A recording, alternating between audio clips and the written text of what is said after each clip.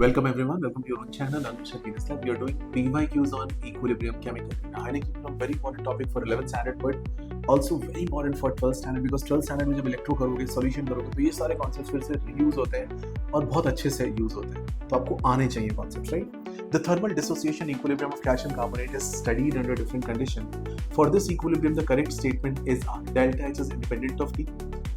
K is independent of initial amount of calcium carbonate. K is dependent on the pressure of CO2 at the given T. Delta H is independent of catalyst, if any. Right? These are the four options given. अब इसमें आपको pick करना है कि इनमें से कौन सा स्टेटमेंट ठीक है. पहले ऑप्शन नंबर 1 की बात करते हैं. Delta H is dependent on T. बिल्कुल ठीक बात है. डेल्टा एच टी पे डिपेंडेंट क्वांटिटी, इसका एक फॉर्मूला भी आपने पढ़ा होगा. H2 minus H1 upon T2 minus T1 is delta Cp. एक ये आपने किया होगा. एक आपने किया होगा log of K2 by K1 is delta H upon 2.303 R1 upon T1 minus 1 upon T2. ठीक है. So B option is K is independent of the initial concentration of calcium carbonate. कितना भी calcium carbonate तो K की value इस पे depend नहीं करेगी because इस रिएक्शन में calcium carbonate क्या शो कर रहा है? It's a solid.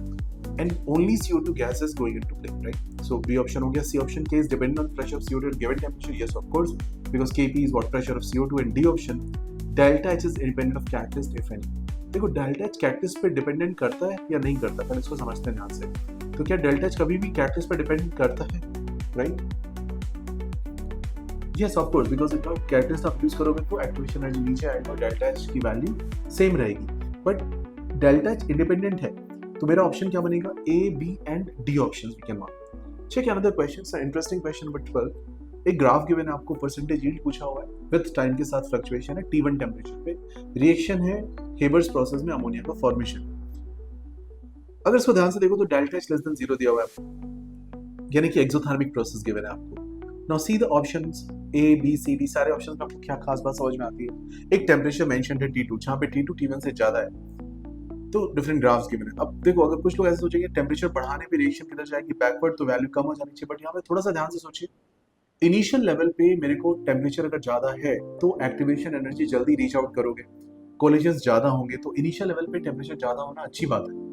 But later towards equilibrium it should go down. तो कौन सा ग्राफ इस बात को बहुत क्लियरली मैनिफेस्ट करता है? जहां पे इनिशियली T2 आपका ओवर पावर कर जाए T1 को और बाद में after some time T1 will come into play. Check that part.